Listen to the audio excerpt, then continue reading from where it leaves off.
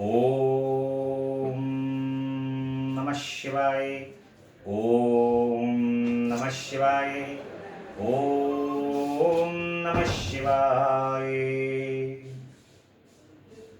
भगवान श्री गुरुदेव के श्री चरण कमल में कोटि कोटि प्रणाम करते हुए भगवान की कथा का आज 19वां दिवस।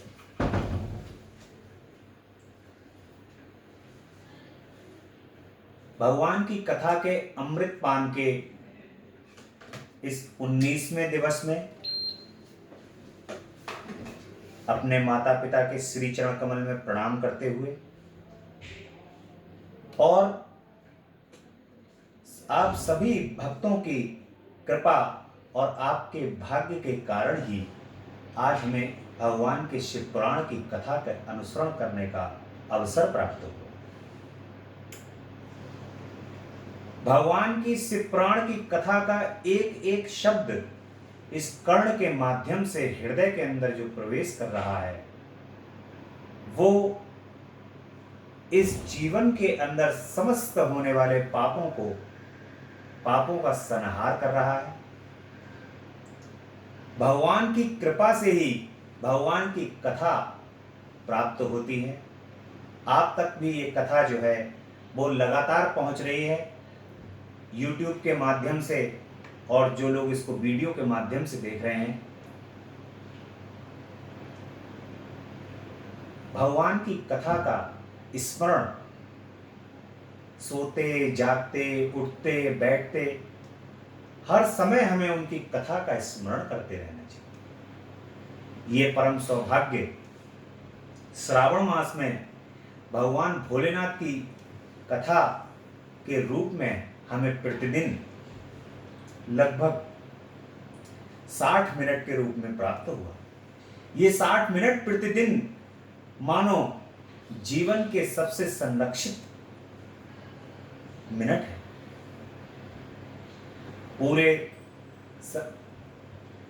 पूरे दिन हम सभी प्रकार के कार्यों को सच बोलकर झूठ बोलकर अपराध पाप सभी प्रकार के कार्यों को जिह्वा के माध्यम से अपने शरीर के माध्यम से अनेकों नाना प्रकार के पापों को और कर्मों को करते हैं।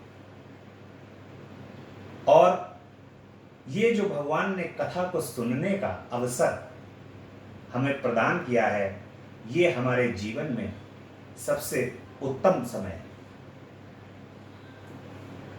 भगवान के श्री चरण कमल में हम सभी की ये बारंबार प्रार्थना होनी चाहिए कि हे प्रभु, ये स्मरण जो है वो कुछ मिनटों का ना हो करके ये स्मरण जो है वो सदा सदा के लिए हमेशा के लिए बना रहे। भगवान के श्री चरण कमल में जब हम अपना समर्पण करते हैं तो भगवान अपनी कृपा करते हैं, और कृपा करने के बाद ही वे अपनी कथा को सुनने की और अपनी महिमा को सुनने की हमें प्रेरणा देते हैं। और उस प्रेरणा से हम उनकी कथा को सुनते हैं, और उनकी कथा को सुनने के बाद उनके श्री चरण कमल का स्मरण करके अपने समस्त पापों का नाश करके उनके श्री चरण कमल में ही समाहित हो जाते हैं। भगवान की इस कथा के 19वें दिवस में आज नाग पंचमी का त्योहार भी है। नाग पंचमी के इस पावन त्योहार पर आप सभी को हार्दिक शुभकामनाएं। नागों का वास पृथ्वी पर, पाताल पर और स्वर्ग आदि लोकों में तीनों जगहों पर। मनुष्य नागों की पूजा, भगवान शिव इस नागों को धारण करते हैं, इसलिए नागों की पूजा को करते हैं। नाग पंचमी के इस त्योहार पर आज ही के दिन भगवान श्री कृष्ण ने कालिया नाग को नाथ करके समस्त गोकुलवासियों से कालिया नाग से रक्षा की। अन्य कथाओं में जब जन्मेजय ने नाग विध्वंस यज्ञ किया था, उस समय पर भी जब तक्षक नाग का आवाहन करके ब्राह्मणों ने तक्षक नाग को भस्म करने के लिए आहुति दी थी, उस समय देवताओं के द्वारा नागों की रक्षा की गई थी। प्राचीन समय से ही नागों की पूजा का विधान है। भगवान भोलेनाथ के गले में धारण होने के कारण और समस्त संसार का कल्याण करने के कारण हमारे सभी नाग देवता, सभी नाग देवताओं से प्रार्थना है कि समस्त पृथ्वीवासियों से, समस्त मनुष्यों का आप कल्याण करें और समस्त मनुष्यों को भगवान के श्री चरण कमल में अनुराग बढ़े, ऐसी कृपा करें। इस प्रकार से भगवान की कथा के में भगवान की 12 ज्योतिर्लिंगों का वर्णन किया जाए और भगवान की इन 12 ज्योतिर्लिंगों के वर्णन में विभिन्न प्रकार की कथाएं हैं। जो भगवान के ज्योतिर्लिंग प्रकट हुए हैं उनसे संबंधित विभिन्न प्रकार की कथाएं हैं। देखिए, जो भी भगवान के भक्त होते हैं वे ही भगवान को इस पृथ्वी पर लेकर के आते हैं और उनसे ही भगवान, उनके भक्त ही जो है वो भगवान से कहते हैं कि भगवान अब आप यहाँ पर विराजो। भक्त का स्वभाव होता है कि वो सदैव स्वयं का कल्याण तो करते ही हैं और वे दूसरों का भी कल्याण करते हैं। भक्त, भगवान के जो भक्त होते हैं वो कभी भी स्वयं का कल्याण नहीं करते। ये नहीं सोचते हैं कि मेरा स्वयं का ही कल्याण हो। उनका ये सोचना होता है कि संसार में समस्त प्राणी हैं, समस्त मनुष्य जाति हैं, उन सभी का भी कल्याण होना चाहिए। और इसी कारण वे भगवान का स्तुति कर, भगवान का तप कर, उनका जाप कर उनको बुलाते हैं और भगवान से ये प्रार्थना करते हैं कि प्रभु आप इसी रूप में सदैव विराजमान हो जाइए और जब आप इसी रूप में विराजित रहोगे तो आपके दर्शनों को करके आपके स्थान पर आकर समस्त भक्तों का भी कल्याण हो। इसी क्रम में अनुसुईया तथा अत्रि ने भी तप किया। सूत जी ने मुनियों को बताया कि ब्रह्मा जी की नगरी में एक पर्वत है। ब्रह्मा जी ने वहां पर मतंग यंग नामक शिवलिंग की स्थापना की है। यह लिंग सभी प्राणियों को संपत्ति देने वाला है। इसके पूर्व दिशा में मनुष्यों के मनोरथों को पूरा करने वाला कोडिया नाम का शिवलिंग है। पाप नाशिनी गोदावरी के तट पर पश्चिम दिशा में पशुपति नाम का शिवलिंग है। वहां से दक्षिण की ओर लोक कल्याणकारी अत्रीश्वर शिवलिंग है जो सती अनुसुईया को आनंद प्रदान करने वाला। ब्रह्मा जी के पुत्र अत्रि जी ने अपनी पत्नी अनुसुईया के साथ वहां पर महान तप किया। एक बार भारी अकाल पड़ गया, अन्न जल का अभाव हो गया, भूख प्यास से प्राणी मरने लगे, पेड़ सूख कर गिरने लगे, खाने के लिए कुछ भी नहीं रहा। इस प्रकार से जो है वो जब वहां पर अत्रि ऋषि तप कर रहे होते हैं तो उनकी पत्नी का मन व्याकुल हो जाता है। वे देखती हैं कि जो हमारे आश्रम के अंदर जो ऋषि मुनि ठहरे हुए हैं उनको किसी भी प्रकार का जल अथवा अन्न खाद्य सामग्री नहीं है, वे व्याकुल हो रहे हैं और वे अपने पति से कहती हैं कि हे प्राणेश्वर इन पर कृपा कीजिए, आप ही अपने तप के माध्यम से इनको जल तथा अन्न खाद्य सामग्रियां दीजिए प्रभु। इस प्रकार से जो अत्रि ऋषि होते हैं वे अपनी सांस को अंदर गहरी भर करके भगवान शिव का घोर तप करने लगते हैं और जब वो घोर तप करने लगते हैं तो जो भी उनके भूख प्यास से व्याकुल कुटिया के अंदर शिष्य होते हैं वे व्याकुल होकर वहां से चले जाते हैं। जब अनुसुईया जी लेकिन फिर भी इसी प्रकार से भगवान शिव का पूजन करती रहती हैं और अपने पति का पूजन करती रहती हैं। अनुसुईया की भक्ति से प्रसन्न होकर भगवान शिव प्रकट हो जाते हैं और भगवान शिव जो हैं वो प्रकट होकर के अनुसुईया से कहते हैं कि आप वर मांगिए, क्या वर मांगे। तब अनुसुईया जी जो हैं वो कहती हैं कि प्रभु यहाँ पर जो है वो आप हमारे जो ये ऋषि मुनि हैं व्याकुल हो रहे हैं, इन सबके लिए जो है वो जल तथा खाद्य सामग्री प्रदान। इस प्रकार से अत्रीश्वर की जो महिमा है वो भगवान शिव के अत्रि मुनि को तप करते हुए वर्षों बीत जाते हैं। समाधि से जगने पर पत्नी से कहा कि मुझे बहुत जोर की प्यास लग रही है, कहीं से जल का प्रबंध करो। इस पर अनुसुईया माता जो हैं वो जंगल में जाती हैं और जंगल में जाकर के जल को ढूंढने लगती हैं। जब जल उनको कहीं नहीं मिलता है तो वे वहाँ पर रास्ते में उनको गंगा माता मिल जाती है, गंगा जी मिल जाती है। गंगा मैया तो सबका कल्याण करने वाली हैं।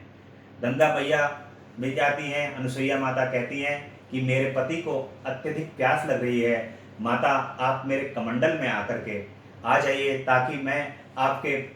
ताकि मैं जो हूँ वो अपने पति को वहाँ पर ले जाकर आपके जल से उनकी प्यास बुझ सके। इस प्रकार से माँ गंगा मैया कहती हैं कि अनुसुईया तुम एक गड्ढा करो, उस गड्ढे में मैं आऊँगी और वहाँ से आकर के जो है वो तुम जल एकत्र करो। इस प्रकार से अनुसुईया माता जो हैं वो गड्ढे को खोद लेती हैं और गंगा मैया उसमें प्रवेश कर जाती हैं। उस गड्ढे से गंगा जी की धारा बहने लगती है।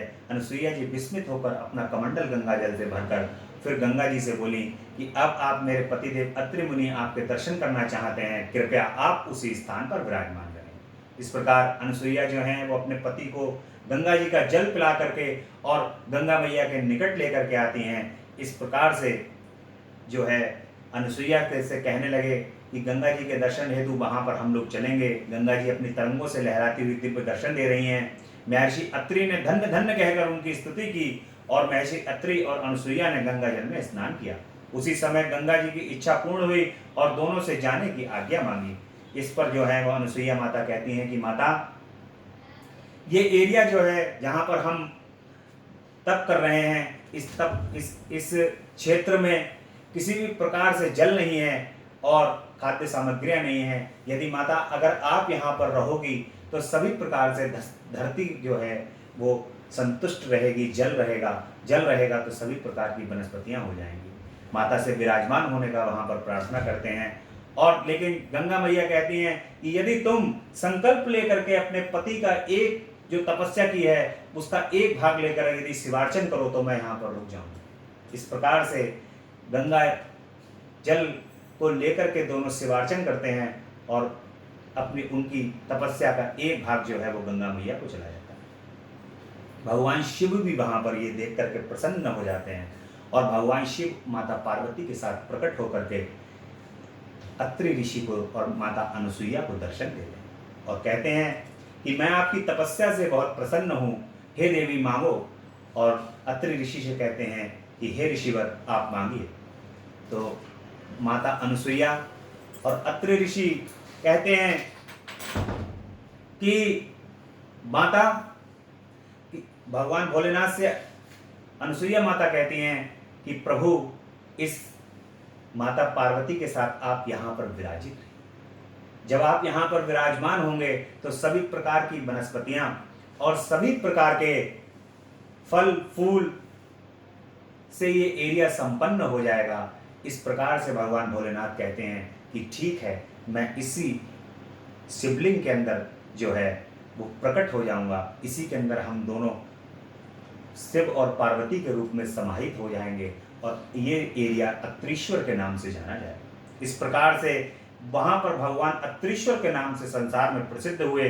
गंगा जी भी वहाँ पर मंदाकिनी नाम से रह करके प्रसिद्ध हुई। उसी कुंड में गंगा की धारा प्रवाहित होने लगी। अत्रि मुनि का आश्रम सदैव के लिए हरा भरा हो गया। सभी ऋषि लौट आए और वहीं पर रहने लगे। इस प्रकार से अत्रि ऋषि और माता अनुसुईया की कृपा से अत्रीश्वर महादेव के दर्शन प्राप्त होते हैं। भगवान के नंदिकेश्वर की महिमा का वर्णन। कालांतर पर्वत पर नीलकंठेश्वर नामक शिवलिंग है जो भक्तों के लिए कल्याणकारी हैं। वहां पर एक सुंदर कुंड है, उससे सभी पाप जो हैं वो भस्म हो जाती है। मुक्ति तो उसमें स्नान करने वालों के अधीन हो जाती है। रेवा नदी के किनारे सदा शिव के असंख्य शिवलिंग स्थापित हैं। देखिए ये रेवा नदी का जो है वो मध्य प्रदेश में नर्मदेश्वर के नाम से प्रसिद्ध है भगवान। ये नर्मदा नदी पर जो है वो भगवान शिव वहां पर विराजमान है। उनमें से मुख्य लिंगों की महिमा का वर्णन किया जा रहा है। उसमें नाना प्रकार के भगवान के शिवलिंग हैं नर्मदा नदी के अंदर, जो अनेक प्रकार के भगवान के दिव्य शिवलिंग भी हैं उसके अंदर। और जिन भक्तों को भगवान के उन शिवलिंगों की पहचान है वो वहां से लेकर के आते हैं। यहाँ वहां एक अत्रेश्वर नाम का ज्योतिर्लिंग भी है, आर्तेश्वर नाम का ज्योतिर्लिंग है। यह संपूर्ण पापों का नाश करने वाला है। वहां पर जो है वहां की महिमा है कि किसी भी प्रकार का कोई घोर पापी भी हो, किसी को ब्रह्म हत्या भी यदि लग गई हो, तो वे नर्मदेश्वर में जाकर के यदि भगवान के दर्शन करता है तो उसकी ब्रह्म हत्या भी वहां पर समाप्त हो जाती है। समस्त प्रकार के पापों का नाश करने वाले हैं नर्मदेश्वर महाराज। और जहां पर परमेश्वर और सिद्धेश्वर नाम के दो और शिवलिंग विद्यमान हैं, पवित्र रेवा नदी के तट पर तीक्षेश्वर, रामेश्वर, पुंडरीकेश्वर और मंडेश्वर नामक 4 शिवलिंग और भी हैं। इसी तरह नर्मदा नदी के तट पर धुंदेश्वर, लल्लेश्वर, कुंभेश्वर, सोमेश्वर, नीलकंठेश्वर, मंगलेश्वर आदि शिवलिंग भी हैं। वहां नंदिकेश्वर महादेव को अनगिनत हत्याओं के पाप को नाश कर भक्ति से सभी कामनाओं को पूर्ण करते हैं। वहां पर जो है वो भगवान के नंदिकेश्वर महाराज हैं। वो अनगिनत हत्याओं के पाप भी यदि किसी के ऊपर लगे हों और वे नंदिकेश्वर महाराज के यदि दर्शन कर लेते हैं तो अनगिनत हत्याओं के पाप भी वहां समाप्त हो जाते हैं। इस प्रकार से भगवान अपने भक्तों का कल्याण करते हैं। और वहां पर महावीर जी द्वारा स्थापित कपीश्वर लिंग भी स्थापित है। यह लिंग भी अनंत फल के दाता है। ऋषियों ने सूत जी से कहा कि हमें नंदिकेश्वर शिवलिंग की महिमा का वर्णन को विस्तार से समझाइए प्रभु, क्योंकि ये किस प्रकार का शिवलिंग है भगवान का जो समस्त हत्याओं के पापों का नाश कर देता है। इस प्रकार से सूत जी महाराज कहते हैं कि रेवा नदी के तट पर चारों वर्णों के द्वारा सेवित एक कर्णिका नगरी है। वहां पर एक ब्राह्मण का निवास था। उसके 2 पुत्र थे। वृद्धावस्था में अपनी पत्नी को पुत्रों के पास छोड़कर वह काशी में रहकर तपस्या करने लगा। समय आने पर उसकी मृत्यु हो गई। उसके पुत्रों ने उसकी विधि पूर्वक अंत्योष्टि संस्कार एवं श्राद्ध एवं पिंडदान आदि किए। ब्राह्मण की पत्नी के पास जो धन था उसमें से कुछ अपने पास रखकर धन को दोनों पुत्रों में बराबर बराबर बांट दिया। मृत्युकाल निकट आने पर ब्राह्मण की पत्नी ने दोनों पुत्रों से कहा कि मैंने तुम्हारे पिता की तरह काशी में रहकर प्राण छोड़ने का विचार किया था, परंतु ऐसा नहीं हो सका। अब मेरे मरने के बाद मेरे श्राद्ध पिंडदान आदि काशी जाकर करना और मेरी अस्थियां भी काशी जाकर गंगा में प्रवाहित कर देना। इसके बाद सुबाद नामक पुत्र ने माता को विश्वास दिलाया कि जैसा आप चाहती हैं वैसा ही होगा। बेटे से आश्वासन की बात सुनकर शिव जी का ध्यान करती हुई ब्राह्मण की पत्नी शिवलोक को प्राप्त हो गई। ऐसा देखकर दोनों पुत्र शोकाकुल होकर रोने लगे। सभी कुटुंबी व पड़ोसी वहां एकत्र हो गए। पुत्रों ने अपनी माता का अंतिम संस्कार किया तथा एक पुत्र सुबाद ने माता की इच्छानुसार उनकी अस्थियां काशी ले जाकर गंगा नदी में प्रवाहित कर दी तथा वहां पिंडदान व श्राद्ध आदि किए।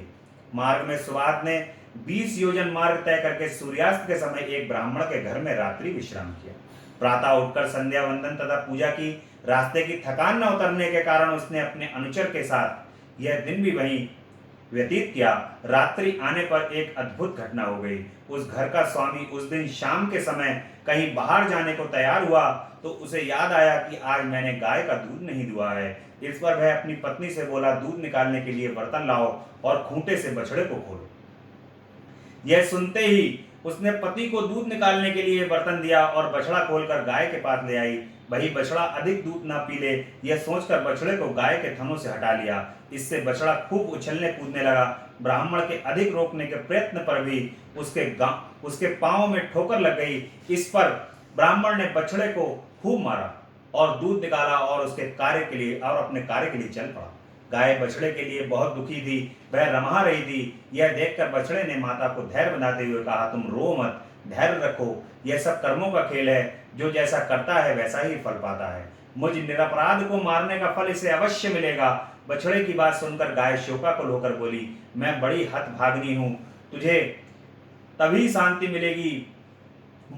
शांति मिलेगी जब मैं इस ब्राह्मण से बदला ले लूंगी।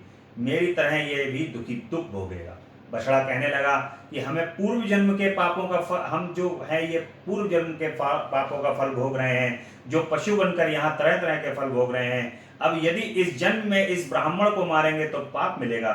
यह ब्रह्म हत्या तो महापापों में आती है। इसलिए माता जी आप धैर्य धारण कर शुभ कर्म करो, पाप कर्म में प्रवृत्त ना हो जाओ।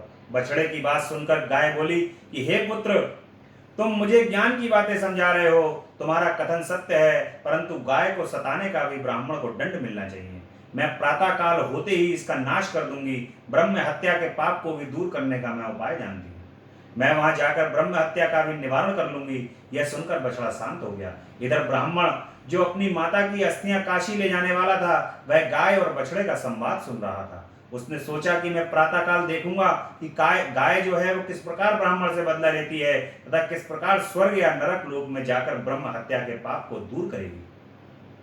प्रातः काल घर के स्वामी ने अपने पुत्र से कहा कि मुझे एक आवश्यक कार्य से बाहर जाना है, तुम गाय का दूध निकाल लेना। इस प्रकार बोलकर ब्राह्मण घर से बाहर चला गया। ब्राह्मण पुत्र ने खूंटे से बछड़ा खोल दिया और गाय को दूहने की तैयारी करने लगा। लड़के की माता भी वहां पहुंच गई। रात्रि की तरह ही ब्राह्मण पुत्र ने बछड़े की पिटाई की। यह देखकर गाय को गुस्सा आ गया। उसने अपने दोनों सींगों को ब्राह्मण के बेटे की बगल में मार दिए। इससे वह बेहोश होकर पृथ्वी पर गिर पड़ा। यह देखकर उसकी माता ने शोर मचा दिया। आस पड़ोस के व्यक्ति एकत्र हो गए। उसका पिता भी शोर सुनकर भाग गया। वह पुत्र को बेहोश देखकर रोने लगा। थोड़े समय बाद बच्चे के प्राण निकल गए। चारों ओर हाहाकार मच गया। गाय को ब्राह्मण ने डंडे से पीटकर घर से बाहर निकाल लिया। गाय का बछड़ा भी वहां पीछे पीछे चल पड़ा। ब्रह्म हत्या के कारण गाय का रंग सफेद से काला हो जाता है। यह देखकर सब विस्मय करने लगते। यह सब देखकर सुबाग नाम का पथिक भी आश्चर्यचकित होकर उनके पीछे पीछे चल दिया। धीरे धीरे गाय नर्मदा के तट पर पहुंच गई। वहां पर नंदिकेश्वर विराजमान थे। गाय नर्मदा के जल में घुस गई। उसने जल में कई गोते लगाए। उसका काला रंग धुलकर फिर से सफेद का हो गया। सुबाग गाय के रंग बदलने से आश्चर्यचकित रह गया। यह नित्य कर्म से निपटकर काशी को चल पड़ा। गाय भी अपने पूर्व स्थान को चली गई। काशी के लिए जाते समय सुबाग को रास्ते में एक सुंदरी सर्व अलंकारों से सुसज्जित मिली। वह मंद मंद मुस्कुराती हुई सुबाग के पास आकर बोली कि हे मान्यवर, आप अत्यंत खुश दिखाई दे रहे हैं। आप कहां से आ रहे हो और कहां जा रहे हो? सुबाग ने उससे अपना सारा हाल बता दिया। उसने बताया कि मैं अपनी माता की अस्थियां लेकर काशीपुर से गंगा में प्रवाहित करने आ रहा हूं, क्योंकि मरते समय मेरी माता की यही आज्ञा थी। यह सुनकर युवती बोली कि हे ब्राह्मण देवता, आप बहुत भोले हो। अब कहां कहां भटकते फिरते हो? यह तीर्थ भी बहुत पवित्र है, इसलिए अस्थियों को इसी तीर्थ में प्रवाहित कर दो। यहाँ पर प्रतिवर्ष वैशाख शुक्ल सप्तमी को गंगा जी भी आती हैं और आज ये पवित्र तिथि है, इसलिए देर मत करो। इतना कहकर वह स्त्री अंतर्ध्यान हो गई। यह सुनकर सुबाग अपने सेवक के साथ इस पवित्र नदी पर लौट आया और अस्थियों को नदी के जल में प्रवाहित कर दिया।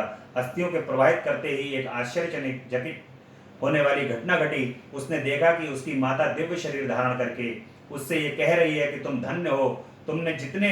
तुमने मुझे सद्गति प्रदान करने में जो सहायता प्रदान की है, तुम हमेशा सुखी रहोगे। तुम्हें किसी चीज की कोई कमी नहीं रहेगी। तुम दीर्घ आयु वाले होगे तथा तुम्हारा वंश वृद्धित्व को प्राप्त होगा। इस प्रकार माता सुबध को आशीर्वाद देती हुई शिवजी के धाम को विमान पर आरूढ़ होकर चली गईं। सुबाग भी अपने घर को प्रस्थान कर गया। सूत जी ने ऋषियों से कहा कि आप हमें यह चरित्र बताने की कृपा करें कि गंगा जी प्रतिवर्ष वैशाख शुक्ल सप्तमी को नर्मदा नदी में किस लिए आती है। सूत जी ने बताया कि हे ऋषियों, एक ब्राह्मण था, उसकी पत्नी का नाम ऋषि था। वह नर्मदा नदी के तट पर रहती थी। उसका पति पूर्व जन्म में पापों के कारण तरुण अवस्था में मर गया था। उस बाल विधवा के नंदिकेश्वर महादेव की बड़ी तपस्या की थी। वह शिवजी के ध्यान पूजन में तल्लीन रहने लगी। वह पार्थिव लिंग बनाकर तपस्या में लीन रहने लगी। उन दिनों एक दुष्ट असुर था जो शक्तिशाली तथा मायावी था, और वो जो है वो उस विधवा को वहां पर देख करके मोहित हो जाता है और इस तरह जो है वो सभी प्रकार से प्रलोभन जो है उनको देने लगता है। तपस्विनी ने उसकी ओर देखा तक नहीं और इस प्रकार असुर ने अपनी माया द्वारा डरावने रूप दिखाने प्रारंभ कर दिए और उसे पकड़ने के लिए दौड़ा। वह डर कर शिवलिंग से चिपट गई और शिवजी से प्रार्थना करने लगी। उनके आर्त सुनकर के भगवान शिव जी जो हैं प्रकट हो जाते हैं और हाथ में त्रिशूल धारण किए उस दुष्ट को वहीं भस्म कर देते हैं। इसके पश्चात उसे सौम्य रूप में दर्शन देकर भगवान वर मांगने को कहते हैं। वह ब्राह्मणी हाथ जोड़कर प्रार्थना करने के बाद विनीत स्वर में बोली कि प्रभु, आप भक्तों के रक्षक और शरणपात वत्सल कहलाते हैं। आपके चरण कमलों में मेरा बार बार प्रणाम स्वीकार हो। मेरी हार्दिक इच्छा है कि आप इसी पार्थिव लिंग में सदैव विराजमान रहें और आपके चरणों में मेरी भक्ति सदा बनी रहे। शिव जी बोले कि हे देवी, तुम्हारी अभिलाषा अवश्य पूर्ण होगी। देखिए, यहाँ भी एक भगवान के भक्त ने जो है वो भगवान से इस कहा कि भगवान, आप इस पार्थिव शिवलिंग के अंदर आकर के विराजित रहिए और भक्तों, मेरा तो कल्याण करिए ही और सबका कल्याण करिए। भक्त का जो प्रवृत्ति होती है वो स्वयं का कल्याण करने के साथ साथ समस्त संसार के कल्याण करने की भी प्रवृत्ति होती है। भगवान के अंदर सभी की रुचि हो, भगवान के अंदर सभी की आस्था हो, भगवान के श्री चरण कमल से सभी प्रेम करें, भगवान का सभी गुणगान करें, ऐसी भक्तों की अभिलाषा होती है। भक्त वो हैं जो भगवान के गुणों का बखान करें, भगवान के उनकी जो लीलाएं हैं, उनकी कथाएं हैं, उसका बखान करें। यदि चूंकि भगवान के गुणों का और भगवान की लीलाओं का और उनकी कथाओं का बखान करने से सभी को भगवान के श्री चरण कमल में रुचि उत्पन्न होती है और जो रुचि, उस रुचि के कारण ही समस्त प्रकार के पापों का नाश हो जाता है और मनुष्य जो है वो सद्गति को प्राप्त कर लेता है। इधर पतित पावनी गंगा जी जो होती हैं, लहराती हुई दिव्य रूप धारण कर ब्राह्मणी के पास आकर बोली कि हे कल्याणी, मैं तुमसे प्रसन्न हूँ। मैं प्रतिज्ञा पूर्वक कहती हूँ कि प्रतिवर्ष वैशाख शुक्ल पक्ष की सप्तमी के यहाँ पे आया करूंगी। इसका कारण यह है कि यहाँ भोले शंकर का निवास हो जाता है, वहाँ मेरा आगमन परम आवश्यक हो जाता है। गंगा जी का यह कथन सुनकर ब्राह्मणी अति प्रसन्न हुई। भगवान भोले शंकर तभी से इस पार्थिव लिंग में विराजमान हो गए। तभी से ये वैशाख शुक्ल सप्तमी के दिन गंगा जी वहां पर आने लगी। तभी से यह तीर्थ नंदिकेश्वर नाम से प्रसिद्ध हुआ। इस प्रकार से जो है भगवान के नंदिकेश्वर की यह महिमा है। उसके बाद एक कथा आती है चांडाली की मुक्ति। चांडाली जो है वो पूर्व काल में एक ब्राह्मण कन्या थी, उनका नाम सौमिनी था। विवाह योग्य होने पर उनका श्रेष्ठ ब्राह्मण के साथ विवाह हो जाता है और ये विवाह के पश्चात ये जो है वो ब्राह्मण की मृत्यु हो जाती है। ब्राह्मण की मृत्यु हो जाने के बाद भी ये अपने जो भोग विलास होते हैं इसको ये छोड़ती नहीं है और इस प्रकार से ये वैश्यावृत्ति में आ जाती है और अंत में आगे चल करके जो है शराब आदि का सेवन भी करने लगती है, मांस मदिरा भी खाने लगती है। बाद में ये एक शूद्र से विवाह कर लेती है। शूद्र से विवाह करने के कारण इसका शरीर जो है वो नरक का वास हो जाता है। मांस मदिरा शराब अन्य दुर्गुणों को रखते हुए जो है वो इसका शरीर शांत हो जाता है। यमलोक में इसको अनेकों प्रकार की यातनाएं मिलती हैं और यमलोक में यातनाएं मिलने के बाद इसका पुनः जो है वो पृथ्वी पर जन्म होता है और ये वे आपस में एक दिन भूख प्यास से व्याकुल घूमते हुए उसने यात्रियों को देखती है। उसके पास भिक्षा हेतु गई। यात्रीगण उस समय भगवान शिव के दर्शनों की बातें कर रहे थे।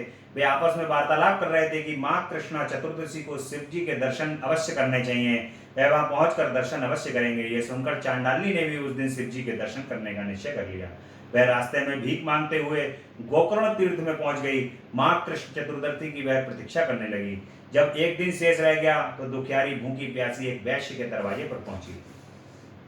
उस समय वैश्य के हाथ में बेल की मंजरी थी। देखिए भगवान किस प्रकार से यदि कोई भूलवश भी भगवान के ऊपर बेलपत्र और यदि जल का अभिषेक कर देता है तो भगवान इतने भोले हैं हमारे भोलेनाथ कि उसका कल्याण कर देते हैं। ऐसा ही जो है वो पूर्व जन्म की जो ये ब्राह्मणी थी, इस जन्म में जो चांडाली बन जाती है, उसके हाथ से बेलपत्र छूट करके भगवान के शिवलिंग के ऊपर चढ़ जाता है चतुर्दशी वाले दिन। और ये चतुर्दशी को भगवान शिव जो है वो इसका कल्याण कर देते हैं और भिकारिन की आवाज सुनकर उसकी झोली में बेल की मंजरी को लाकर पटक दिया। भूखी प्यासी भिकारिन चांडाली ने झोली में हाथ डालकर बेल की मंजरी को बाहर फेंक दिया। वह बेल की मंजरी पृथ्वी पर न गिरकर भगवान शिव जी के शिवलिंग पर जाकर गिर पड़ती है। उस बेल मंजरी के शिव जी के छू जाने पर चांडाली के समस्त पाप नष्ट हो जाते हैं। और बेलपत्र जो होती है वो भगवान शिव के जैसी शिवलिंग से छूती है, वैसी समस्त प्रकार के पापों का नाश हो जाता है। इस दिन माँ कृष्ण चतुर्दशी थी। उसी दिन उसे भीख में कुछ भी नहीं मिला। उसने उसका निराहार चतुर्दशी व्रत हो गया। भूख के कारण वह रात भर जागती रही, इससे उसका रात्रि जागरण हो गया। शिव जी की इच्छा अनुसार उसी दिन उसकी मृत्यु हो गई। शिव जी की कृपा से वह विमान में शिवलोक को चली। अब भगवान की अगली महिमा जो है वो महाबल शिव जी की महिमा। इक्ष्वाकु वंश में मित्र सिंह नाम का एक अत्यंत धनुषधारी राजा हुआ था। वह बहुत ही पुण्यात्मा था। उसकी रानी का नाम दमयंती था। वह भी नल की पत्नी दमयंती की तरह पतिव्रता स्त्री थी। एक दिन राजा मित्र सिंह शिकार हेतु सेना के साथ घने जंगल में गए। वहां उन्होंने देखा कि कर्मठ नाम का दानव महात्मा मंडप को तंग कर रहा है। राजा ने अपने बाण से उस दानव को मौत के घाट उतार दिया। दानव के छोटे भाई ने राजा से बदला लेने का निश्चय कर लिया। बदला लेने के लिए उसने वेश बदलकर राजा के यहाँ नौकरी करने आया। वह राजा से बोला कि मैं एक उत्तम रसोइया हूँ, सटरस व्यंजनों को बनाकर आपको तृप्त करता रहूंगा। राजा ने उस कपटी को अपना रसोइया बना लिया। देखिए महाराज की कथा जो है वो हमें एक इस प्रकार का यहाँ पर भी ज्ञान दे रही है इस कथा के माध्यम से कि हमें जो है वो सब हर किसी के हाथ के खाने का जो है भरोसा नहीं करना चाहिए। हमारे जो खाने बनाने वाला रसोइया हो, वो जो भी हो, वो हमारा विश्वासी होना चाहिए। जैसा खाओगे अन्न वैसा बनेगा मन।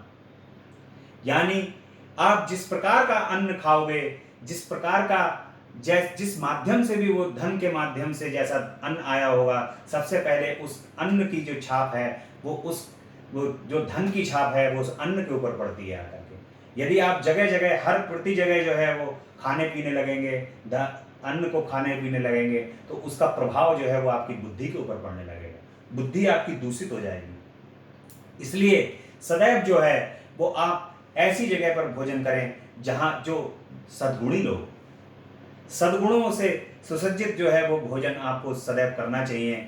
और इस जो धन का माध्यम भी जो है वहां पर सद्गुण से ही प्राप्त, धर्म के माध्यम से ही आया हुआ धन हो। यदि अधर्म के माध्यम से आया हुआ धन भी है, उससे यदि अन्न आता है, उस अन्न को यदि आप ग्रहण करते हैं तो उसका प्रभाव भी आपकी बुद्धि के ऊपर विपरीत हो। इसलिए अन्न को सदैव ग्रहण करते हुए और किस पात्र से आप जो है वो भोजन को ग्रहण कर रहे हैं, इसका सदैव ध्यान रखना चाहिए। इसलिए यही हुआ यहाँ पर भी। रसोइया जो है वो सही भावना, देखिए जैसी रही भावना जिसकी, जिस प्रकार की भावना होती है उसी प्रकार की भावना जो है वो अन्न के अंदर भी प्रकट हो जाती है। यहाँ पर जो हमारी माताएं बहनें हैं, मैं उनसे भी ये कहना चाहूंगा कि जब वे रसोई के अंदर भोजन को बनाएं तो उस समय वे प्रसन्न चित्त, आनंद चित्त होकर के भोजन को बनाएं, क्योंकि आपके मन का प्रभाव जो है वो भोजन के ऊपर पड़ेगा। यदि आप जितना प्रसन्न चित्त, आनंद चित्त होकर के भोजन को बनाते हैं, भोजन उतना ही सुंदर हो जाएगा, भोजन के अंदर उतनी ही पौष्टिकता बढ़ जाएगी, भोजन उतना ही धर्म का भोजन हो जाएगा। इसलिए हमारी जो माताएं हैं, बहनें हैं, भोजन को भार ना समझ के अपने परिवार का उद्धार समझ करके बनाएं, और वे अवश्य उस भोजन को बना करके प्रेम पूर्वक, श्रद्धा पूर्वक ये सोच करके बनाएं कि ये तो मेरे भगवान का भोग लगेगा। जो व्यक्ति ये सोच करके अपने भोजन को बनाता है कि ये भोजन मेरे भगवान को भोग लगेगा, और भगवान चूंकि ये भोजन खाएंगे और उसके बाद हम इसको ग्रहण करेंगे, तो सबसे पहले जब भगवान के पास ये भोजन जाए तो कम से कम हमारा जब मन प्रसन्न चित्त होगा, भगवान चूंकि भावनाओं को ग्रहण करते हैं, जैसी हमारी भावना होगी भोजन के अंदर, उसी प्रकार की भावनाएं भगवान भी ग्रहण कर लेंगे और वैसा ही फल प्रदान करेंगे। इसलिए सदैव हमें भोजन बनाते समय प्रसन्न चित्त, आनंद चित्त मन से, भले चाहे हम एक सब्जी बनाएं, 10 प्रकार के व्यंजन बनाने से जो है बेहतर है कि हम एक व्यंजन भी अगर भगवान को बना के खिलाएं तो उसके अंदर प्रेम होना चाहिए। अगाध प्रेम यदि आपका भोजन के अंदर है तो वह भगवान के श्री चरण कमल तक प्रेम पहुंचेगा और उस प्रेम का फल जो है वो आपको प्राप्त होगा। इसलिए भोजन को बनाते हुए, भोजन करते हुए, भोजन को बनाते हुए सदैव प्रसन्न चित्त, आनंद चित्त रहना चाहिए, तब भगवान की कृपा सदैव बरसती है। राजा ने इस प्रकार से वहां पर रसोइयों को रखने के अंदर सोचा भी नहीं और उससे कह दिया कि ठीक है, तो तुम मेरे यहाँ रसोइये के रूप में आ जाओ। एक दिन गुरु जयंती के पर्व आया, राजा ने गुरु वशिष्ठ को निमंत्रण भेजा। गुरुदेव नियत समय पर राजा के यहाँ पहुंच गए और उस कपटी रसोइये ने, दानव ने यह अच्छा अवसर जानकर साग में मांस मिला दिया और मांस मिलाकर उस साग को वशिष्ठ जी के आगे परोस दिया। गुरुदेव उस साग को देखकर समझ गए कि इसमें मांस मिला हुआ है, इसलिए क्रोध में भरकर वे राजा से बोले कि हे पापी दुष्ट राजा, देखिए रसोइये की सजा जो है वो राजा को प्राप्त हो रही है कि तूने मुझे मांस युक्त साग परोसा है। मैं तुझे श्राप देता हूं कि तू दानव बन जा। श्राप देने के बाद मुनि वशिष्ठ सोचने लगे कि इससे राजा का तो कोई दोष नहीं है, पर यह तो कपटी रसोइये का अपराध है। इतना सोच विचार कर मुनि प्रसन्न होकर राजा से बोले कि हे राजा, तुमने अपने रसोइये की नियुक्ति सोच समझकर नहीं की थी, यह तो एक दैत्य है, इसी का ही यह कार्य था। अब मेरा दिया श्राप तो हट नहीं सकता, परंतु तुम्हें 12 वर्ष तक राक्षस योनि में रहना पड़ेगा। इतना कहकर गुरु वशिष्ठ चले जाते हैं। श्राप के कारण राजा एक बड़ा भारी राक्षस बनकर वन में जीवों को मार मार कर खाने लगता है। एक दिन वह घूमते हुए एक आश्रम पर जा पहुंचा। उसने एक मुनि को देखा। वह मुनि अभी तरुण अवस्था में थे। तरुण मुनि को देखकर वह लालायित होकर उन्हें पकड़ने को दौड़ा। मुनि पत्नी तरुणी ने उन्हें देख लिया और उस मांसाहारी राजा ने उस मुनि को खाने के लिए पकड़ लिया। मुनि की पत्नी ने हाथ जोड़कर बार बार प्रार्थना की कि हे राक्षस देव, मेरे पति को छोड़ दीजिए। लेकिन वो राक्षस जो थे, राक्षस राजा के रूप में बने हुए राक्षस थे, वो बिल्कुल नहीं मानते हैं और वे तरुण मुनि को चीर फाड़ कर खा जाते हैं और उनकी हड्डियां चारों तरफ बिखेर देते हैं। और मुनि की पत्नी ने रोते हुए मुनि की हड्डियों को चुनकर चिता बनाई और उस विकराल राक्षस को श्राप देती हुई कहने लगी कि हे राक्षस, तूने मेरे पति को मारकर मेरा सुख चैन नष्ट किया है। अब तू भी जब भी तू किसी भी स्त्री के साथ जाएगा, अपनी स्त्री के साथ जाएगा, तो तेरी मृत्यु हो जाएगी। राक्षस को श्राप देकर मुनि की पत्नी सती हो जाती हैं और राजा को मिले श्राप को 12 वर्ष व्यतीत हो जाते हैं। जब 12 वर्ष व्यतीत हो जाते हैं तो वशिष्ठ मुनि के श्राप का समय समाप्त हो जाता है और राजा शरीर धारण कर लेते हैं। 12 वर्ष के बाद अपना पहला शरीर प्राप्त हो गया। उसने महल में जाकर अपनी रानी को सारा वृतांत सुनाया तथा मुनि की पत्नी ने जब उसने मुनि की पत्नी को बताया तो मुनि की पत्नी जो है वो श्राप के कारण जो है वो राजा को अपने पास नहीं आने देती हैं और रानी के अभी तक कोई संतान भी ना थी। इस कारण राजा बहुत दुखी रहने लगा। एक दिन राजा वन में चला गया। वहां उसने भयानक रूप वाली ब्रह्म हत्या को देखा। उसे देखकर राजा डर गया। उससे बचने के लिए राजा बहुत से तीर्थों पर गया, व्रत और तप किए। राजा व्याकुल रहने लगा। तभी उसने एक पवित्रात्मा ऋषि को देखा और उन ऋषि का नाम गौतम था। गौतम ऋषि जो राजा ने मुनि के चरणों में नतमस्तक होकर प्रणाम किया और मुनि पत्नी के श्राप की बात उन्हें बताई। राजा ने मुनि से उस श्राप की निवृत्ति का उपाय पूछा। राजा की बात सुनकर गौतम मुनि को उन पर दया आ गई। मुनि राजा से बोले कि हे राजन, ये यहाँ से पश्चिम दिशा में गोकर्ण नामक तीर्थ है। वहां पर महाबल नाम का शिवजी का ज्योतिर्लिंग है। उस तीर्थ में स्नान करने और शिवजी की पूजा करने से तुम ब्रह्म हत्या से छूट जाओगे। राजा गौतम ऋषि की बात सुनकर बड़ा प्रसन्न हुए और गोकर्ण तीर्थ में जाकर उन्होंने स्नान किया तथा शिवजी के ज्योतिर्लिंग की पूजा अर्चना की। इस प्रकार राजा सभी पापों से छूटकर अंत में शिवजी को प्राप्त हुए। सूत जी बोले कि हे ऋषिगण, अब मैं उत्तर दिशा में लिंगों की महिमा का वर्णन करता हूँ। गोकर्ण नाम का एक दूसरा और तीर्थ है। यह तीर्थ बहुत ही पवित्र और रमणीक स्थल है। यहाँ पर एक सुंदर महावन है जिसमें शिवजी का चंद्रभाल नामक ज्योतिर्लिंग स्थापित है। इसे रावण ने स्थापित किया था।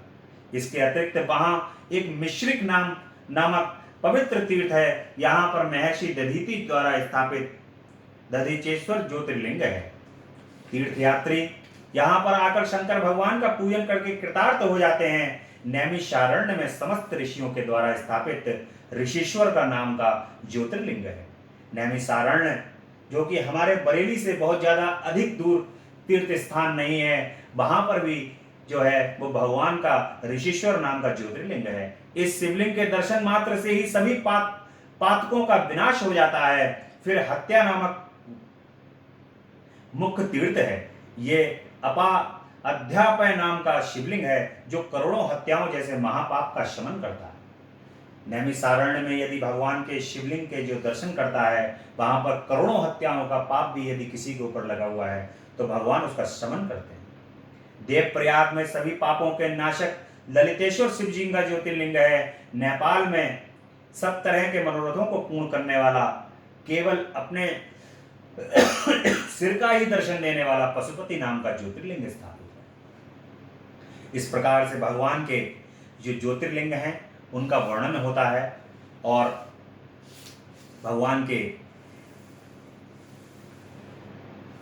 अंधकासुर की मुक्ति भगवान ने किस प्रकार से की है कि प्राचीन काल में अंधकासुर की मुक्ति का कथा जो है वो यहाँ पर बहुत सुंदर कथा है। प्राचीन काल में अंधकासुर नाम का एक दैत्य हुआ था। वह समुद्र के अंदर किसी जगह रहता था। बहुत ही शक्तिशाली और पराक्रमशाली दैत्य था। उसने उस समय संसार में अपना इतना आतंक फैला रखा था, इस कारण सब उससे दुखी थे। देवताओं ने दुखी होकर भगवान शिव जी से अंधकासुर के आतंक के बारे में बताया। भगवान भोलेनाथ ने देवताओं को आश्वासन दिया कि तुम डरो मत, मैं अवश्य ही आप लोगों के कष्ट पहुंचाने वाले उस दैत्य का वध करूंगा, उसके आतंक को समाप्त कर दूंगा। हे देवताओं, तुम सब अपनी सेनाएं लेकर आगे आगे चलो, मैं तुम्हारे पीछे रहूंगा। यह सुनकर सभी देवता अपनी सेनाओं को सजाकर चल पड़े। देवताओं का सेना सहित आगमन सुनकर दैत्य भी अपने निवास स्थान पर समुद्र से बाहर निकल आया। वह देवताओं के साथ युद्ध करने लगा। युद्ध से पीड़ित होकर वह दैत्य अपने निवास स्थान समुद्र में जा छिपा। यह देखकर भगवान भोले शंकर ने समुद्र के अंदर छिपे दैत्य पर त्रिशूल से वार किया। त्रिशूल के लगते ही दैत्य छटपटाने लगा। अब वह शिव जी से हाथ जोड़कर प्रार्थना करने लगा कि हे भगवान, मैंने सुना है कि आपके हाथ मरने वालों को आप शिव रूप बना देते हैं। मैंने अपने अंतिम समय में आपके दर्शन कर लिए हैं। आप मेरा भी उद्धार करने की कृपा करिए। आप मुझे अपने गणों में स्थान देने की कृपा करिए। उसकी विनती सुनकर भगवान भोलेनाथ उससे प्रसन्न हो गए तथा उससे वर मांगने को कहा। दानव बोला कि प्रभु, यदि वास्तव में आप मुझ पर प्रसन्न हैं और मुझे आप अपनी अविचल भक्ति प्रदान करें तो दूसरा यह दें कि आपका इसी स्थान पर अविचल निवास रहे। शिव जी ने उसे अविचल भक्ति प्रदान की तथा ज्योतिर्लिंग के रूप में वहां स्थापित हुआ। इस प्रकार से अंधकासुर नामक राक्षस जब सारे दुर्गुणों को त्याग करके भगवान का भक्त हो जाता है तो वो भी सभी के कल्याण के बारे में सोचकर भगवान से कहता है कि प्रभु आप यहीं पर स्थापित हो जाइए। और इस प्रकार से भगवान का जो है वो यहाँ पर ज्योतिर्लिंग स्थापित हो जाता है। अब भगवान की बटुक पूजा का यहाँ पर वर्णन किया जाता है। और प्राचीन काल में दधीची जो थे वो एक महान ऋषि हुए हैं। वे बहुत ही धर्मात्मा, वेदों के ज्ञाता तथा शिव जी के भक्त थे। उनके पुत्र हुआ, उसका नाम उन्होंने सुदर्शन रखा। इस प्रकार से दधीची जो हैं वो भगवान के परम भक्त हैं और भगवान शिव की पूजा में वे सदैव लीन रहते हैं। पास के नगर में भगवान दधीची को, ऋषि दधीची को वहाँ नगर के लोग जो हैं वो अपने यहाँ शुभ कार्य कराने हेतु लोग ले जाते हैं कि हमारे गांव में बहुत पीड़ाएं हैं, आप हमारे यहाँ पर आकर के सत्कर्म करिए प्रभु, ताकि ये पीड़ाएं सब समाप्त हो जाएं। ऋषि तो ऋषि ठहरे। सभी लोगों की पीड़ाओं को सुनकर के ऋषि जो हैं वो उस नगर में चले जाते हैं और वे कहते हैं, अपने पुत्र को ये अधिकार दे जाते हैं कि हे पुत्र, तुम जो हो वो किसी भी प्रकार से जो मैं भगवान शिव का जो पूजन कर रहा हूँ ये पूजन जो है रोकना नहीं। उनके पुत्र जो थे वो भगवान शिव का, सुदर्शन जो है उनके पुत्र का नाम है सुदर्शन, और दधीची के जो पुत्र हैं सुदर्शन वो वहाँ बैठे रहते हैं और वो कहते हैं कि पिताश्री आपकी जो आज्ञा है मैं उस आज्ञा का पालन करूँगा। लेकिन उनकी जो पत्नी थी सुदर्शन की, उनका धर्म कर्म के अंदर चित्त नहीं लगता था। किसी भी प्रकार से उनका धर्म कर्म में चित्त नहीं लगता था। वो अच्छे चित्त वाली नहीं थी।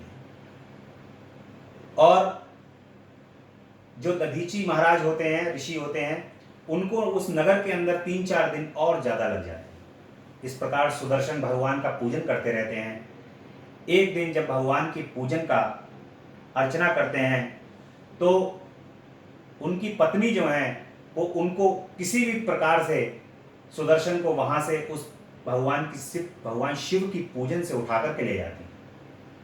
और भगवान के शिव के पूजन से जब वो रात्रि में उनको उठा के ले जाती हैं, जैसे ही वो रात्रि से थोड़ा जो सुबह का जो समय होता है, जैसे ही सुबह का समय होता है, सुदर्शन की जैसे ही आंख खुलती है वैसे ही वे तुरंत उठ करके भगवान शिव के बगैर शुद्ध हुए भगवान शिव के पूजन में दोबारा बैठ जाते हैं।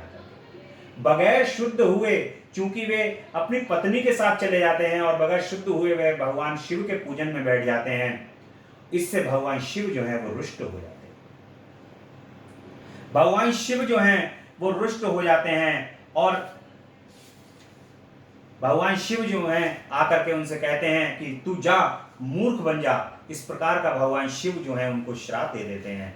कुछ समय पश्चात जब महर्षि दधीचि लौट कर आते हैं तो यह सब कुछ देखकर दधीचि बोले कि अरे तूने अपना ही नहीं अपने सारे कुल का सर्वनाश कर दिया है, अब क्या करना चाहिए। उन्होंने जगदम्बा पार्वती जी की उपासना की और जगदम्बा पार्वती जी की उपासना करने के बाद भगवान शिव को यहाँ पर प्रसन्न करते हैं और भगवान शिव उनसे काफ़ी प्रसन्न हो जाते हैं सुदर्शन जी से। और भगवान शिव जो हैं कहते हैं कि मैं तुम्हारी भक्ति से अति प्रसन्न हूँ, मांगो कि क्या वरदान मांगते हो। सुदर्शन तो इतना कहकर इसे यज्ञोपवीत धारण कराकर 16 अक्षरों वाले शिव गायत्री मंत्र की दीक्षा दी जाती है। तब भगवती पार्वती जी की कृपा से सुदर्शन ने मंत्र को उच्चारण करके शिव जी का पूजन किया। इस पूजन से भगवान शिव जो है वो प्रसन्न होकर बोले कि हे पुत्र, मैं तुमसे प्रसन्न हूं, मेरी तेरे ऊपर पूर्ण कृपा है, मेरे ऊपर समर्पित किए हुए धन धान्य घृत तेल आदि सभी पदार्थ तेरे लिए हैं, तुम इनका उपभोग कर सकते हो। तुम हमेशा त्रिपुंड को धारण किए हुए शिव संध्या गायत्री जप करता बन जाओ। मैंने तुम्हारे सभी अपराध क्षमा कर दिए हैं। भगवान शंकर ने दधीचि पुत्र सुदर्शन तथा उनके चारों पुत्रों का भी बटुक रूप में अभिषेक किया। इसके बाद भगवान शिव ने उनसे कहा कि हे पुत्रों, तुम में से जो भी पूरा बटुक रूप बनेगा वह संसार में पूजनीय होगा। तुम्हारा जो भी पूजन करेगा मैं उसका इतना सम्मान करूंगा कि उसके द्वारा तुम्हारे पूजन को अपना पूजन समझूंगा। इस प्रकार सुदर्शन शिव जी ने अभिषेक प्राप्त करके संसार में बटुक नाम से प्रसिद्ध हो गए। इस कारण शुभ और अशुभ दोनों कार्यों में बटुक पूजा करनी चाहिए। अब भगवान के आज एक ज्योतिर्लिंग का वर्णन आ रहा है, सोमनाथेश्वर। जो 12 ज्योतिर्लिंग हैं उनमें एक ज्योतिर्लिंग है भगवान का सोमनाथ ज्योतिर्लिंग। आज भगवान के सोमनाथ ज्योतिर्लिंग की कथा प्रारंभ। बोली शंकर भगवान की जय, बोली सोमनाथ भगवान की जय। दक्ष प्रजापति ने अपनी 27 पुत्रियों का विवाह चंद्रमा के साथ किया था, परंतु चंद्रमा इनमें से रोहिणी से सबसे अधिक प्रेम करते थे। इस कारण शेष 26 पत्नियां दुखित होकर अपने पिता दक्ष के घर लौट आईं। पिता ने अपनी पुत्रियों की बात सुनकर चंद्रमा को समझाया कि हे चंद्रदेव, तुम उत्तम वंश में उत्पन्न होकर ऐसा नीच कार्य क्यों कर रहे हो। किसी के साथ विषमता न बरतकर समरसता का व्यवहार करो। एक के साथ प्रेम और दूसरे के साथ प्रेम न करने पर मनुष्य को नरक प्राप्त होता है। इस प्रकार दक्ष ने चंद्रमा को समझाया, परंतु चंद्रमा ने उनकी बात पर कोई ध्यान नहीं दिया। दोबारा रोहिणी से दुखी होकर सब अपने पिता के पास लौट आईं। इस बार दक्ष चंद्रमा के पास गए और बोले कि मैं तुम्हें दीनता के साथ समझ चुका हूं, परंतु तुमने मेरी बात नहीं मानी। अब मैं तुम्हें श्राप देता हूं कि तुम मलिन होकर क्षीण हो जाओ। इससे चंद्रमा मलिन होकर एकदम क्षीण हो गए। अपने इस दुख को चंद्रमा ने इंद्रादि देवताओं को बताया। इस पर ब्रह्मा जी बोले, देवताओं, ये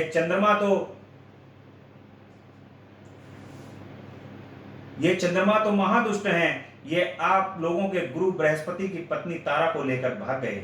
ये तारा को लेकर क्यों दैत्यों के पास चले गए? इसके कारण दैत्य दानवों में युद्ध हो गया। मेरे बहुत समझाने पर इसने तारा को वापस किया था, परंतु वापसी के इस कारण बृहस्पति जी ने तारा को लेने से मना कर दिया। तब मैंने तारा को बृहस्पति को सौंपा था। आप लोग इसकी बात मुझसे ना करें, अपितु मैं आपको एक उपाय बताता हूं कि तुम सब चंद्रमा को लेकर प्रभास नामक क्षेत्र में भगवान शिव का पूजन करो। मृत्युंजय के तप द्वारा आप उनका पूजन तथा जप करो। शंकर भगवान की कृपा से इसके सब कष्ट दूर हो जाएंगे। देखिए, कितने भी घोर से घोर अपराध हों, कितने भी घोर से घोर पाप हों, भगवान शिव की कृपा से सभी का दमन हो जाता है। इस संसार में सभी प्रकार के श्रापों का दमन करना भगवान शिव करते हैं। भगवान शिव सभी प्रकार के श्राप, सभी प्रकार के पापों का नाश करने वाले हैं। इसलिए हम सभी को भगवान शिव की शरणागत में रहना चाहिए, भगवान शिव के पूजन को करना चाहिए। ब्रह्मा जी के कहने पर सभी देवता और ऋषिगण चंद्रमा को लेकर प्रभास क्षेत्र में सभी तीर्थों का आह्वान कर शिव पूजन करके जप कराया। 10 करोड़ जप करने के पश्चात भगवान भोले शंकर प्रकट हुए तथा चंद्रमा ने वर मांगने को कहा।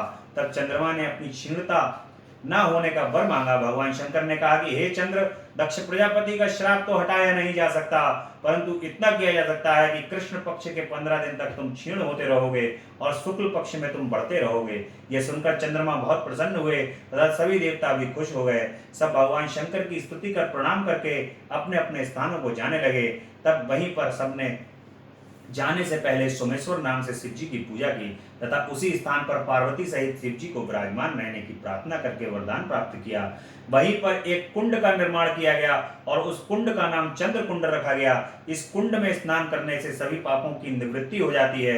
यही सोमनाथ महादेव जी की महिमा है। बोले सोमनाथ भगवान की जय। इस प्रकार से भगवान के ये सोमनाथ ज्योतिर्लिंग का वर्णन किया। अब भगवान के मल्लिकार्जुन की उत्पत्ति किस प्रकार से हुई है, ये इस कथा का वर्णन किया जाए। पार्वती जी के बड़े पुत्र स्वामी कार्तिकेय अपने विवाह के लिए शिव जी के कथनानुसार पृथ्वी की परिक्रमा करके लौटे तो मार्ग में उनकी भेंट नारद जी से हो गई। नारद जी ने उन्हें बहका दिया कि तुम्हारे पिता शंकर भगवान ने तुम्हारे साथ अच्छा व्यवहार नहीं किया है, तुम्हें तो पृथ्वी की परिक्रमा के लिए भेज दिया और अपने छोटे पुत्र गणेश का विवाह कर दिया। यह सुनकर स्वामी कार्तिकेय क्रोध में भर गए। वे क्रोध में भरकर कैलाश से लौट गए। माता पिता पार्वती व शंकर जी के बार बार कहने पर भी नहीं रुके। वे क्रोंच पर्वत पर चले गए। पार्वती जी कुमार के वियोग में विलाप कर रही थी। शिव जी भी साधारण मनुष्यों की तरह दुखी हो गए और उन्हें क्रोंच पर लेने के लिए गए। माता पिता के आगमन की बात सुनकर वे वहां से 100 योजन दूर चले गए। कुमार का क्रोंच पर्वत से चले जाने की बात सुनकर भगवान शंकर क्रोंच पर्वत पर ज्योतिर्लिंग के रूप में विराजमान हो गए। तभी से यह लिंग मल्लिकार्जुन के नाम से प्रसिद्ध हो गया। इस प्रकार से क्रोंच पर्वत पर ज्योतिर्लिंग जो विराजमान है वे मल्लिकार्जुन है। भगवान हमें मल्लिकार्जुन के रूप में दर्शन देते हैं। बोले मल्लिकार्जुन भगवान की जय। अब भगवान के सबसे ये आज हम अद्भुत ज्योतिर्लिंग का वर्णन करेंगे। भगवान के मल्लिकार्जुन महाकालेश्वर की उत्पत्ति किस प्रकार से। भगवान महाकालेश्वर ज्योतिर्लिंग जो कि उज्जैन में स्थित है, आज उनका वर्णन कराया जाएगा। अवंती नाम की एक नगरी में एक शिव भक्त ब्राह्मण थे। वह प्रतिदिन नियम पूर्वक पार्थिव शिव का पूजन करते थे। शिव जी की कृपा से ब्राह्मण को किसी भी चीज की कमी नहीं थी। सब प्रकार के सुख भोग कर वह अंत में शिव जी के परम पद को प्राप्त होते हैं। उस ब्राह्मण के 4 बेटे थे जिनके नाम देवप्रिय, मेधाप्रिय, सुकृत और धर्मबाहु थे। ये चारों पुत्र भी अपने पिता की तरह शिव भक्त थे। अवंती नगरी के पास ही रत्नमाला नाम का एक पर्वत था। उस पर्वत पर एक राक्षस रहता था, उसका नाम दूषण था। दूषण ने ब्रह्मा जी के तप के द्वारा वर प्राप्त किया। वह बाद में धर्म का द्वेषी बन गया। वह धर्म की अवहेलना और देवताओं को पीड़ित करने लगा। अपने बल और पराक्रम से उसने लोगों को जीत लिया। एक दिन वह राक्षस अवंतीपुर में आ गया। उसने अपने 4 प्रमुख दानवों को बुलाकर आदेश दिया, मैंने अपने बल से त्रिलोकी को अपने वश में कर लिया है, परंतु शिव भक्त ब्राह्मण मेरे अधीन नहीं हो पा रहे हैं। अतः तुम चारों समस्त ब्राह्मणों को एकत्र करो। उन्हें बताओ कि अब तुम्हें मेरी आज्ञा के अनुसार चलना होगा, नहीं तो उन्हें दंड देकर मेरी शरण में लेकर आओ। ये चारों दानव दूर दूर तक उपद्रव बचाने लगे। प्रजा जन जितने भी हैं सब दुखी होने लगे, परंतु ब्राह्मण पर उनका कोई प्रभाव नहीं पड़ा। प्रजा के लोग ब्राह्मणों के पास जाकर प्रार्थना करने लगे। प्रजाजन ब्राह्मणों से बोले कि हम आपकी शरण में हैं, ना मालूम ये दानव दुराचारी कहाँ से आकर उपद्रव मचा रहे हैं। इन्होंने बहुत से मनुष्यों को मौत के घाट उतार दिया है, आप हमारी रक्षा करें। ब्राह्मण बोले कि हमारे पास ना तो कोई अस्त्र शस्त्र है और ना कोई बल पराक्रम है जो हम इन दैत्यों का नाश कर सकते हैं। हम सब ब्राह्मण तो भगवान भोलेनाथ का आश्रय लेकर ही यहाँ पर रह रहे हैं, हम तो भगवान की शरणागत हैं, वे ही हमारी रक्षा करते रहते हैं। इतना कहकर सब ब्राह्मण नियम पूर्वक शिव जी का पूजन करने में लग गए। इतने में चारों दैत्य वहां आ गए। वे सभी नगरवासियों तथा ब्राह्मणों को देखकर बोले कि इन सबको पकड़ लो और मारो। परंतु शिव भक्त ब्राह्मण निर्भय होकर शिव पूजन में लगे रहे, परंतु प्रजाजन डर करके भागने लगे। दानवगण जैसे ही ब्राह्मणों को पकड़ने के लिए आगे बढ़े, त्यों ही पार्थिव शिवलिंग के नीचे की भूमि भीषण आवाज के साथ फट गई और इसके बाद भयंकर शब्द करते हुए भगवान शिव जी प्रकट हो गए। उन्होंने भयंकर हुंकार भरकर सभी चारों दैत्यों को तथा उनकी सेना को और दूषण नामक दैत्य का विनाश कर डाला। भगवान शिव जी के इस अद्भुत चरित्र को देखकर सभी मुनिगण तथा देवता प्रसन्न हुए। देवता आकाश में पुष्पों की वर्षा करने लगे। शिव जी ने ब्राह्मणों से वरदान मांगने के लिए कहा। ब्राह्मण बोले कि हे स्वामी, आप हमारा संसार में आवागमन के चक्र से मुक्ति देकर अपने चरणों में स्थान देने की कृपा करें। इस प्रकार इस जगह पर आपका सदैव निवास रहे, सभी की मनोकामनाएं पूर्ण हो। देखिए, फिर से भगवान के भक्त जो हैं वो भगवान के श्री चरण कमल में सदैव वहीं पर रहने की प्रार्थना करके और समस्त